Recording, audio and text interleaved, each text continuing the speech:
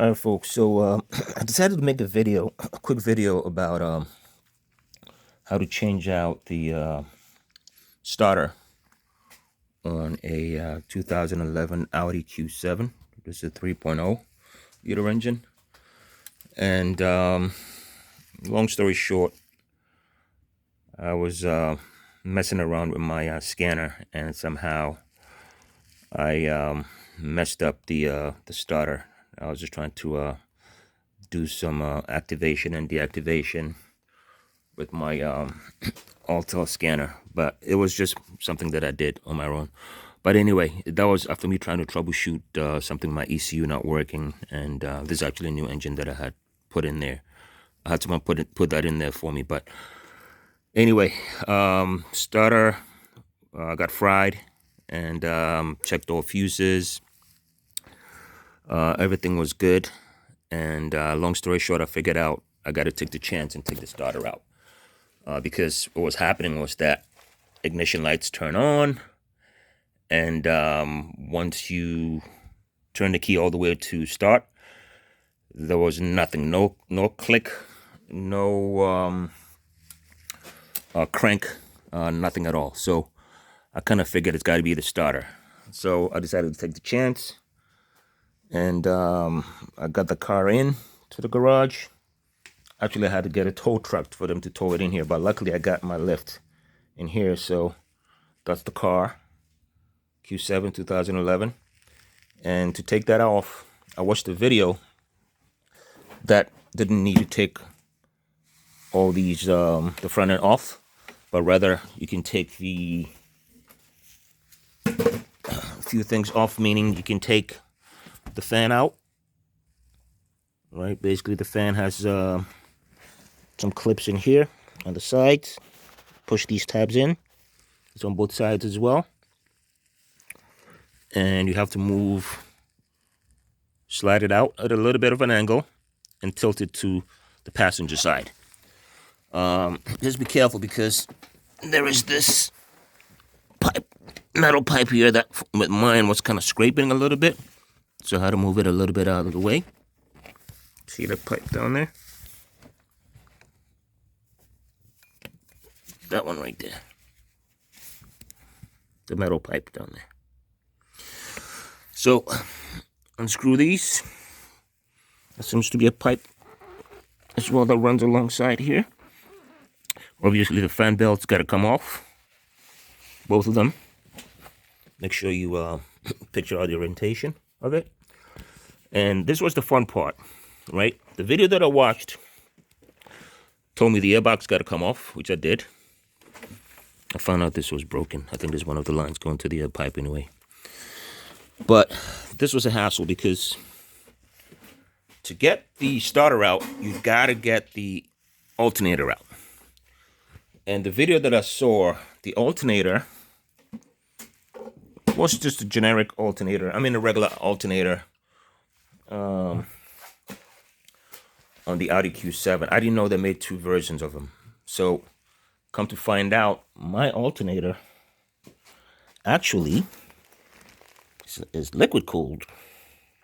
It's got these pipes going to it. So the video didn't have a way to take this thing off. So I figured, well, what the heck? I couldn't find any other videos. So I figured I'd just make a quick video for myself and figure out a way to take these off. Worst case, a lot of coolant might come out of this. So that's the fan, by the way.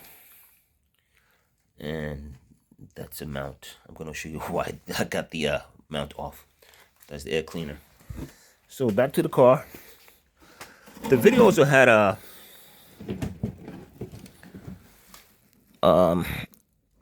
had taken off the wheel, the front wheel.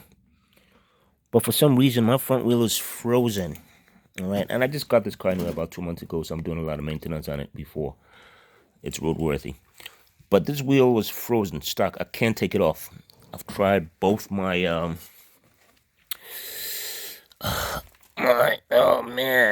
guns. Nothing at all. So I'm gonna have to deal with that later. But what I did was I had to take the liner off so you can have more room. down there, right? Kind of a pass through right here. See that? To give you some room to maneuver. So once you have that taken out, and you also have the fan out, you do get some room. But the alternator sits right up in the front. Okay, so to take that off, obviously the belt came off. And there were these two hoses. Let me see. You see there's one that I've taped off. And there's another one that goes to the top. Where's that damn thing? It's here somewhere. Oh man, it's been a fucking crazy 2 weeks trying to get this thing done. But I was just taking one day at a time, pardon my French. There is another hose that goes to the top. There it is, right here. Right? It's got these clamps on it. So I had to take that off, and then snake the alternator out here, tilt it at an angle, wiggle it, and it came out. So that was that. But to get to the starter, which was the front part, the starter is tucked all the way underneath the belly of the engine. So I'm going to show you where it's at. Hopefully you can get.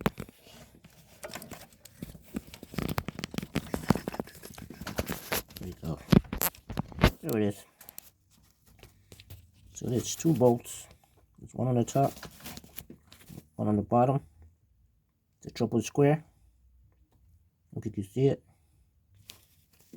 All right. And then you have these cables as well. They're going to be disconnected. One is the main power harness. That's that right there with the red insulation. And another one is this big cable right here. And that's your positive, constant positive from the battery. Right? So that's got to go on the front end. See that sticky post? That's where it's going to go. And then the red wire goes right next to it. Not on the bottom, right, but to the side. Okay.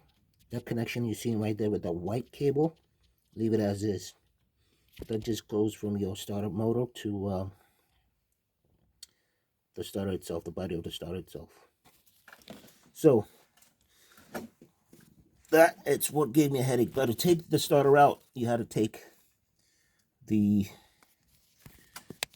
mount, body mount out. And that was a pain in the ass because the bolts are at an angle. Oh, I'm sorry. Gosh. So the bolts are at an angle. These are the bolts here. Oh my gosh. What did I do now? I zoomed in. I'm sorry. 1 minute. Well, these are some of the things that you go through when you're trying to get stuff done. And you only got one hand to work with. So that's the bolt. I think these are 17s. So one goes to the front, right? And one goes to the back. I'm going to show you. But the tricky part is that it's tilted as this mount sits in a car. It's tilted at an angle like this. So to get the one on the back side was a bit tricky. I had to get a wobble extension. I didn't take that off. All right, but the front is easy. This was pretty easy to take off. I had to use a wobble here too, but this was a pain in the ass. And then this is the mounting bracket, which kind of goes, it's got a notch to it. It kind of sits like this, right? So I was able to get this one. This is kind of buried underneath because the engine kind of sits at this angle as well. So there's another triple square that goes through here. This one you have to get from underneath the car. There is no way to put your hand through here with the Audi. You need it from this angle underneath the engine. You had to go towards the back side of where the catalytic converter is and put like a 24-inch extension and get this bolt with a wobble. Okay, that's the only way you can get it. It might be tough, but try it. Only thing I did was I used to use my impact guns to help me out to take this thing off with the extension and the wobble as well. So that came off. Took that off, and basically I tested the starter. The videos online how to test it. But basically, you put a oh gosh, a ground wire goes here. All right, that's my jumper, and then you put a. You can get any kind of a cable wire like this. Attach this together. It sits right on the long post. Remember that I showed you in there? And then you're gonna take the other end of your cable, and it goes onto that post right there. So once you touch it, this would spin. It will poke out and spin. So that's where I knew that it wasn't working, because there was nothing at all going on. Now, it could be the motor that's bad or something here that's bad. But I didn't want to waste time anyway. I just picked up another one from a salvage yard, and I'll return this one to get a core, the core charge back. Okay, so that's a quick test on how you test your starter. So now I'm trying to put back everything. Pretty much it's going to be in reverse. So I was able to put the starter back, and there was really no way to see what you're doing, so you got to do it blind. I couldn't poke my head through here. I had to use my camera to light up that location and look at all the posts as well, up and down. I took it out, wiggled it, took it out, wiggled it, took it out, wiggled it, and I threaded the back bolt in first. And then I was able to thread the bottom one as well, okay? So there is a notch on the starter that helps you guide it, so that might be helpful. There's a notch on the very top of it. Let me show you. That is this here. It's got to go in. It's a socket. I mean, it's a hole that goes in. So once it goes in, it's going to line up these 2 points, and then you put the bolting from the back. This is from the front in the car. All right, so it's going to be fun trying to put everything back now. Starter is in. Another thing I have to deal with, obviously, is to figure out how I'm going to get these. Oh, by the way, how to unscrew this. I think there's a 10mm nut that holds this thing. That's the shield from the headers. All right, I just unscrewed it. There's two, one in the front. I think there's one in the back.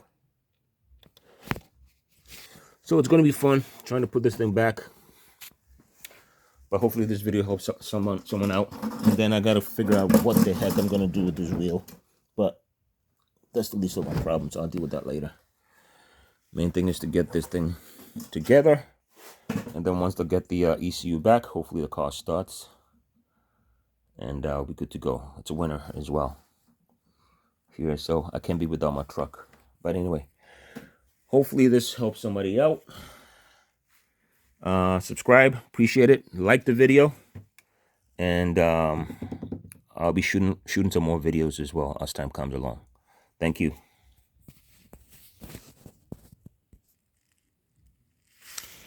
There are a couple of things I forgot to mention as well, that obviously to take the engine mount out, you got to support, or get something to support that engine.